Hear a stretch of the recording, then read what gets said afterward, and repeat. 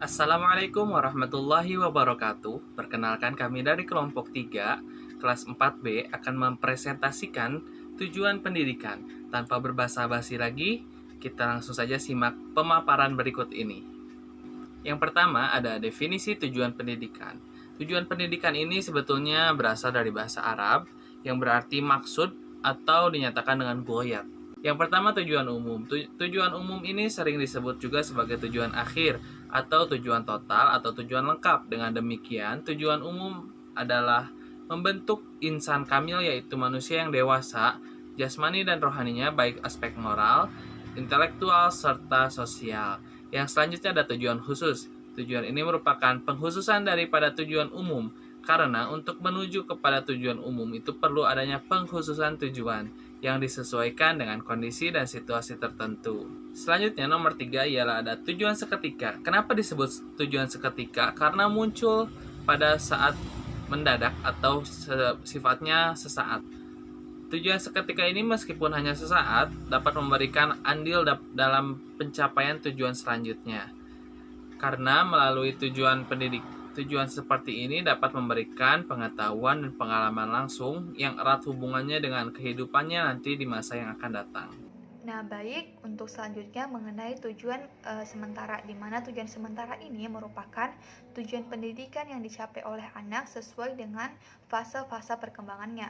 Kemudian ada tujuan tidak lengkap, di mana tujuan tidak lengkap ini merupakan tujuan yang erat hubungannya dengan aspek-aspek pendidikan yang akan membentuk aspek-aspek kepribadian manusia. Aspek tersebut meliputi kecerdasan, moral, sosial, keagamaan, estetika, dan sebagainya. Nah, kemudian ada tujuan perantara, di mana tujuan perantara ini merupakan alat sarana untuk mencapai tujuan-tujuan yang lain. Baik, selanjutnya ada pengertian tujuan pendidikan menurut para tokoh. Yang pertama ada dari Ki Hajar Dewantoro. Tujuan pendidikan adalah penguasaan diri, sebab disinilah pendidikan memanusiakan manusia atau humanisasi. Penguasaan diri merupakan langkah yang dituju untuk tercapainya pendidikan yang memanusiawikan manusia. Yang kedua ada Johann Amos Comenius. Tujuan pendidikan adalah membentuk manusia yang mempunyai pengetahuan kesusilaan dan kesolehan sebagai persiapan untuk kehidupan di akhirat kelak. Yang ketiga ada Friedrich Froebel. Tujuan umum pendidikan adalah membimbing anak didik untuk semakin sadar akan jati diri sebagai anak Allah dan anak alam. Bismillahirrahmanirrahim. Selanjutnya ada tujuan pendidikan menurut Herbert Spencer. Herbert Spencer merupakan tokoh gerakan ilmiah dalam pendidikan. Nah, tujuan pendidikan menurut Herbert Spencer ini yaitu mengilmiahkan usaha-usaha pendidikan serta membentuk manusia yang ilmiah. Kemudian ada yang kelima ada George Kirchensteiner. Tujuan pendidikan menurut beliau yaitu mendidik anak dalam menjadikan mereka warga negara yang baik. Selanjutnya yang terakhir ada Jeonju. Tujuan pendidikan menurut Jeonju ini yaitu agar dapat membentuk anak menjadi anggota masyarakat yang baik. Materi berikutnya mengenai tujuan pendidikan secara umum. Pertama, berdasarkan UU nomor 2 tahun 1985, tujuan pendidikan yakni untuk mencerdaskan kehidupan bangsa dan mengembangkan manusia yang seutuhnya. Kedua, berdasarkan UU nomor 2 tahun 1960, tujuan pendidikan yakni untuk membentuk Pancasila sejati berdasarkan dengan ketentuan yang telah dikehendaki pada pembukaan dan isi UUD 1945. Yang ketiga, tujuan pendidikan nasional dalam UUD 1945 versi amandemen. Pada pasal 31 ayat 3, pemerintah mengusahakan untuk meningkatkan keimanan dan ketakwaan serta akhlak mulia untuk mencerdaskan kehidupan bangsa yang telah diatur oleh undang-undang.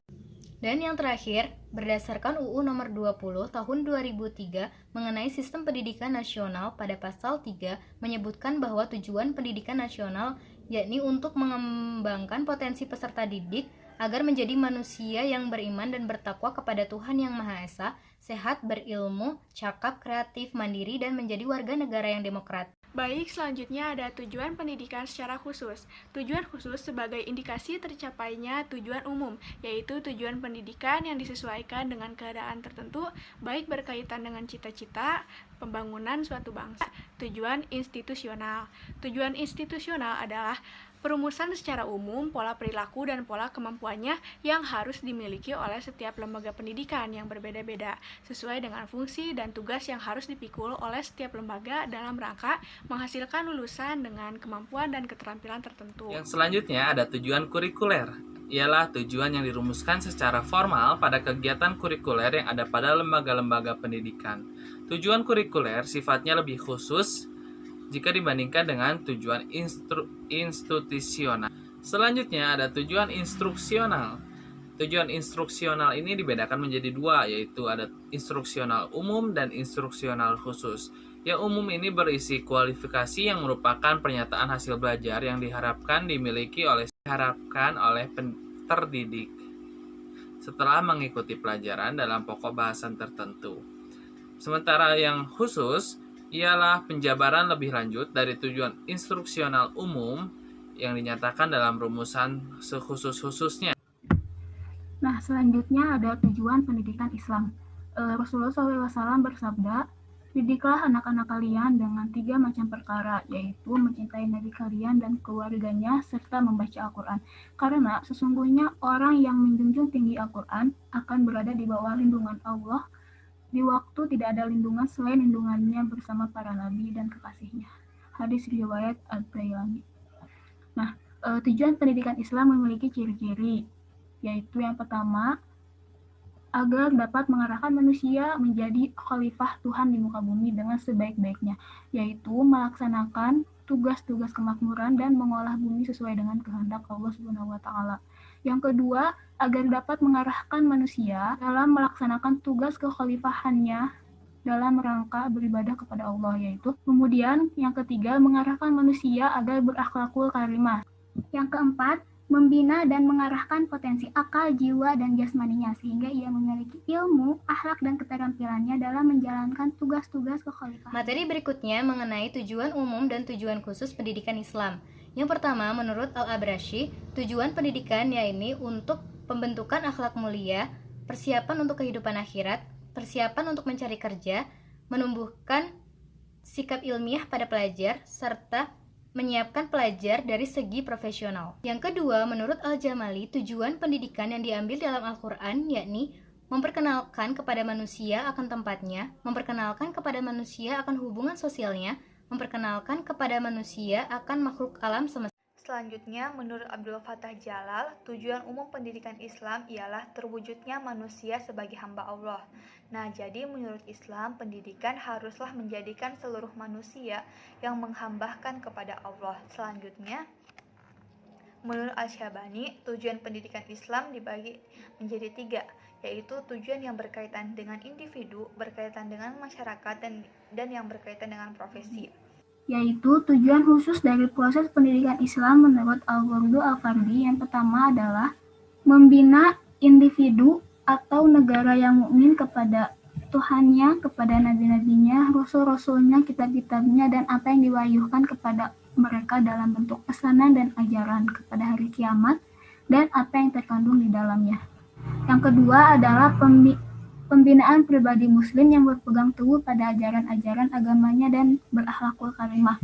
Kemudian, pembinaan warga negara yang sehat, kuat, dan padan. Yang keempat adalah pembinaan pribadi yang berimbang pada motivasi dan keinginan-keinginan tentram dengan keimanan kepada Tuhannya.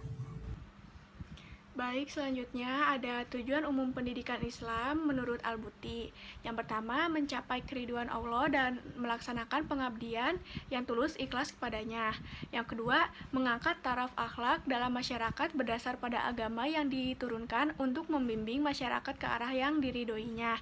Dan yang ketiga, ada memupuk rasa cinta tanah air pada diri manusia berdasar pada agama yang diturunkan untuk membimbing masyarakat yang diridhoinya. Nah, selanjutnya yang terakhir ada menurut Prof. Atiyah Al-Abrashi tentang tujuan pendidikan Islam. Yang pertama adalah untuk membantu pembentukan akhlak yang mulia, yang kedua untuk persiapan untuk kehidupan dunia dan kehidupan akhirat, dan yang ketiga adalah persiapan untuk mencari rezeki dan pemeliharaan segi-segi kemanfaatan. Terima kasih telah menonton video kami dari awal sampai akhir. Apabila ada pertanyaan, silakan isi di kolom LMS. Mohon maaf apabila masih banyak kekurangan dan kesalahan. Wassalamualaikum warahmatullahi wabarakatuh.